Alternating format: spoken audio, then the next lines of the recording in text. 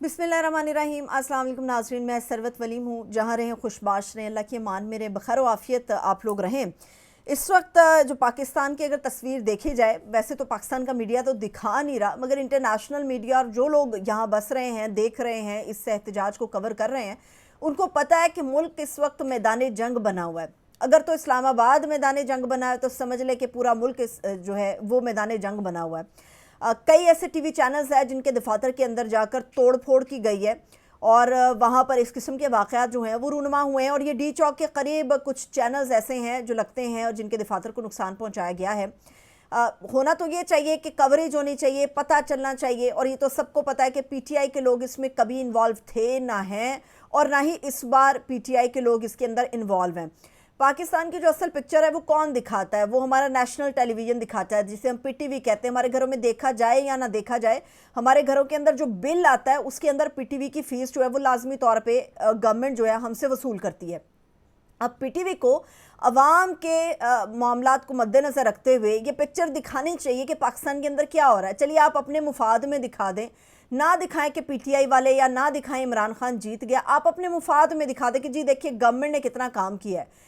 पूरे मुल्क में आग लगी हुई है और जो हमारा नेशनल टेलीविज़न है वो ये दिखा रहा है कि आपने शलजम का अचार कैसे बनाना है, आपने गाजर का अचार कैसे बनाना है, आपने मटर किस तरह से पकाने हैं।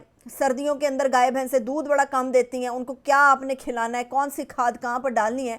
ये हमारा नेशनल टेलीविज़न है जो इस वक्त पाकिस्तान के पिक्चर पोर्ट्रे कर रहा है। अगर तो ये हुकूमत को लग रहा है कि ऐसी मशहूरियाँ करने से या ऐसे मुहिमात को चलाने से पाकिस्तान के अंदर इन्वेस्टमेंट आएगी, तो ये बहुत बड़ी भूल है। दूसरी बात ये है कि इस वक्त जो लोग ख़ास तौर पे हुकूमत ये समझ रही थी कि फ़ौज और पाकिस्तान तहरीक इंसाफ के लोग जब आमने सामने आएंगे तो दमादम मस्त कलंदर हो जाएगा, लड़ाई मारकुटाई होगी और डायरेक्ट फायर हो जाएंगे, लाशें गिरेंगी यहाँ पर, ये हुकूमत का हमें मूड नज़र आ रहा था। और ये जो एक अवाम और फ़ौज को लड़ाने की जो कोशिश हमेशा हमें नज़र आती रही है, आज भी वो कोशिश थी। लेकिन डी चौक पे जो मनाजिर इन आंखों ने देखे वो हैरान कुन है। पाकिस्तान की जो आर्मी है, पाक फ़ौज के जो जवान कंटेनर्स के ऊपर मौजूद थे डी चौक में, जिन्होंने पूरा कंट्रोल संभाला हुआ था, पीटीआई के कारकुनान जब कंटेनर्स के ऊपर चढ़े हैं तो वहाँ तो पपियाँ जफ्फियाँ हो गई, तसल्लियाँ तशफ़ियाँ हुई, एक दूसरे को गले लगाया गया, मोहब्बतों के पैगामात अरसाल हुए और बाकायदा फ़ौजी जवान जो है वो माइक्रोफोन्स के ऊपर ऐलानात करते रहे कि आप इत्मीनान रखिए, पुरअमन रहिए, पुरअमन रहिए। यहाँ पर आके नून लीग के स्पेशली दांत खट्टे हो गए कि जो ये सोचा जा रहा था कि पीटीआई के वर्कर और जब फ़ौज आमने सामने आएगी तो लग पता जाएगा सबको, वहाँ तो उन्होंने जफियाँ डालनी शुरू कर दी हैं। क्योंकि फ़ौज ये समझती है हमारे लोग हैं और पीटीआई के लोग और पाकिस्तान के लोग ये समझते हैं हमारी फ़ौज है, हमारे लोग हैं, ये अपने लोगों के ऊपर हथियार क्यों उठाएंगे, अपने लोगों के ऊपर गोलियां क्यों चलाएंगे। यहाँ पर आकर जो हुकूमत है उनके दांत खट्टे हो गए हैं। जब कुछ नहीं बन पड़ा तो अताउल्लाह तारड़ साहब ने उन्होंने एक शरारत की है। अब जबकि डी चौक की तरफ ये तमाम काफ़िले पहुंच चुके हैं, अली अमीन गंडापुर वहाँ पर मौजूद है, उन्होंने एक नया अपना बयान जारी किया है, वो बड़ा अहमियत का हामिल है, वो मैं आपके साथ शेयर करती हूँ। लेकिन ये बयानिया बनाया जा रहा था कि जी देखिए बुशरा बीबी हैं, लोगों के बच्चों को आगे किया हुआ है उन्होंने, और अपने बच्चे जो इमरान खान के हैं वो तो पाकिस्तान के अंदर मौजूद नहीं। हमें याद रखना चाहिए कि इमरान खान की अहलियाँ हों, इमरान खान की बहनें हों, या इमरान खान के वो तमाम लीडरान जो कारकुनों के काफ़िले लेकर आए हैं, वो फ्रंट फुट पे इस वक्त खड़े हैं। कोई ये नहीं इल्ज़ाम लगा सकता कि भी कारकुनों को मारने मरवाने के लिए जो है वो आगे खड़ा किया और ख़ुद ये सारे लोग जो हैं बख्तरबंद के अंदर छुपे हुए हैं। ये बिल्कुल गलत और बिल्कुल हक़ाइक़ से बरक्स बात है।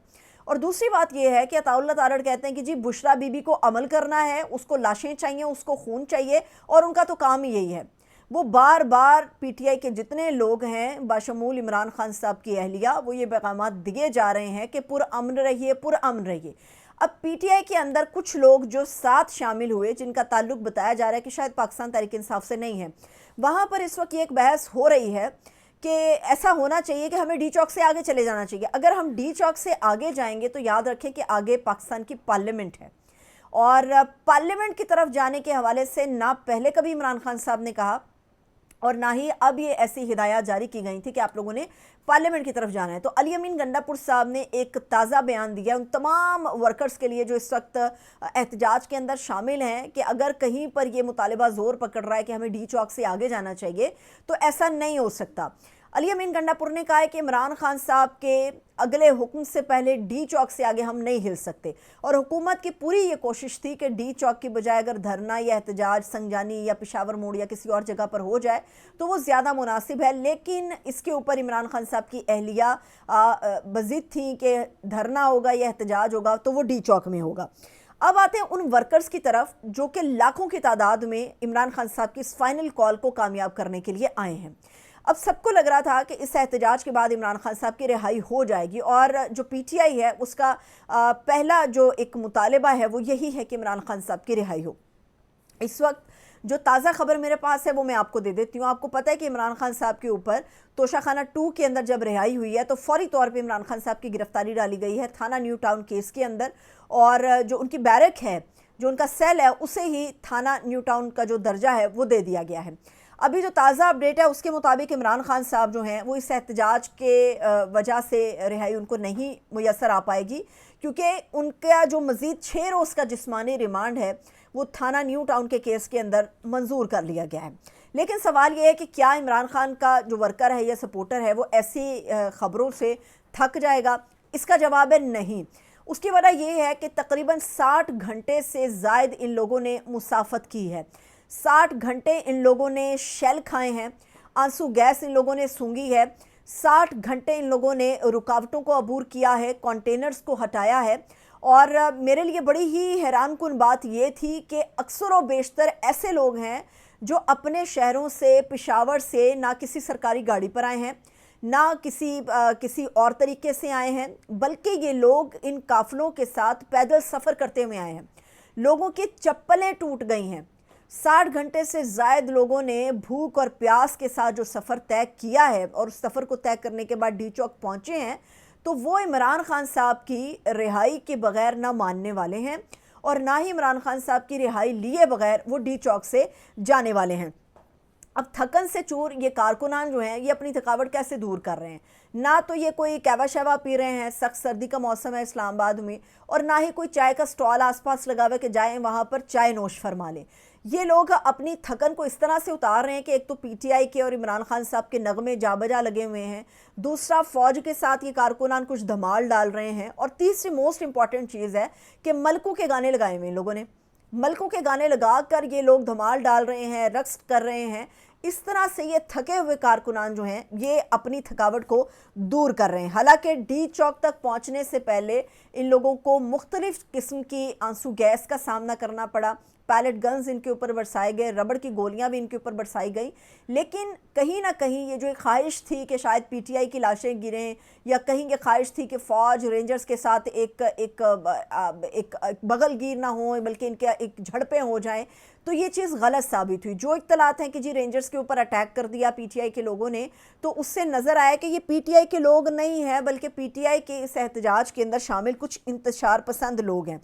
एक सीनियर सियासतदान है जिनका ताल्लुक़ भी खैबर पख्तूनख्वा से है, ज़िंदगी उन्होंने खैबर पख्तूनख्वा से गुजारी। मेरी उनसे पर्सनल बातचीत हुई, क्योंकि मैंने उनकी इजाज़त नहीं ली कि मैं उनका नाम डिस्क्लोज़ कर सकूं, इसलिए मैं ये ख़बर आप तक पहुंचा दूं। जो लोग तो ये समझ रहे थे कि अली अमीन गंडापुर साहब के साथ बुशरा बीबी आई हैं काफ़िले में, तो पीटीआई के अंदर एक इख्तलाफ है, या ये समझ रहे थे कि पीटीआई के अंदर ग्रुपिंग है, या ये समझ रहे थे कि जी एक खातून ने आके गंडापुर साहब को शिकस्त दे दी। तो जब मैंने उनके सामने ये पूरा पॉइंट रखा, वो पीटीआई के निहायत करीबी हैं, वो बल्कि हर सियासी जमात के करीबी शख्स समझे जाते हैं, और बड़े ही सीनियर सियासतदान हैं, पाकिस्तान की सियासत के बड़े पुराने खिलाड़ी हैं। उन्होंने मुझे ये बताया कि ऐसा कभी हो नहीं सकता कि अली अमीन गंडापुर या बुशरा बीबी का अलग से ग्रुप बन जाए, ऐसा कभी हो नहीं सकता कि पीटीआई के अंदर कोई और ताकत पकड़ जाए, ऐसा कभी नहीं हो सकता। उसकी वजह यह है कि पीटीआई की जो लीडरशिप है वो है इमरान खान, और इमरान खान जेल में रहकर भी दमादम मस्त कलंदर करा रहा है। पीटीआई की किसी लीडरशिप की कॉल के ऊपर जो है वो वर्कर कभी नहीं निकलता सिवाय इमरान खान साहब के। इमरान खान साहब की ताकत के आगे ना बुशरा बीबी कुछ हैं, ना अली अमीन गंडापुर साहब कुछ हैं, कोई कुछ नहीं है। और ये सब लोग जो हैं ये निकले हैं, ये सिर्फ इमरान खान साहब की वजह से निकले हैं, चाहे वो अवाम हो, चाहे वो सियासतदान हो। और दूसरी बात ये है कि पीटीआई के अंदर ये जो इख्तलाफ की बातें फैला रही हैं, ये वो लोग हैं जो ख्वाहिश रखते हैं कि पीटीआई में इख्तलाफ हो, जैसे कि मौजूदा हुकूमत के लोग, नून लीग के लोग ये ख्वाहिश करते हैं। और ये ख्वाहिशात हैं, इसके अंदर सदाकत और हकीकत कुछ नहीं है। और वो ये बात बड़े दावे के साथ मेरे साथ शेयर करके गए हैं कि ऐसा कोई मामला नहीं है। पीटीआई के अंदर सिर्फ इमरान खान है, ताकत सिर्फ इमरान खान है, ग्रुप सिर्फ इमरान खान है और कोई दूसरा ग्रुप नहीं है। कोई इख्तलाफ पाकिस्तान तहरीक इंसाफ के अंदर नहीं है। उसकी वजह हमें नज़र आती है कि अगर इख्तलाफ होता तो कभी भी ये काफ़िले ना डी चौक पहुँचते, ना कामयाब होते। मगर कुछ लोग इस ख्वाहिश को अमली जामा पहनाना चाहते थे, जो कि बिल्कुल ही गलत साबित हुआ है। अब देखते हैं कि इसके अंदर क्या मज़ीद हमारे सामने चीज़ें आती हैं। लेकिन अभी तक की इत्तला है कि डी चौक जिस तरह भी वर्कर्स पहुँचे हैं, जैसे भी कारकुनान पहुँचे हैं, तो उनको अब डी चौक आगे जाने से रोका जा रहा है। लेकिन ये जो ख्वाहिशात थी कि वर्कर्स और फौज आमने सामने आए, तो ये बिल्कुल नेस्तो नाबूद हो चुके हैं। इसके हवाले से मजीद कोई अपडेट आएगी तो डेफिनेटली मैं आप लोगों के साथ शेयर करूंगी। अपना ख्याल रखिए।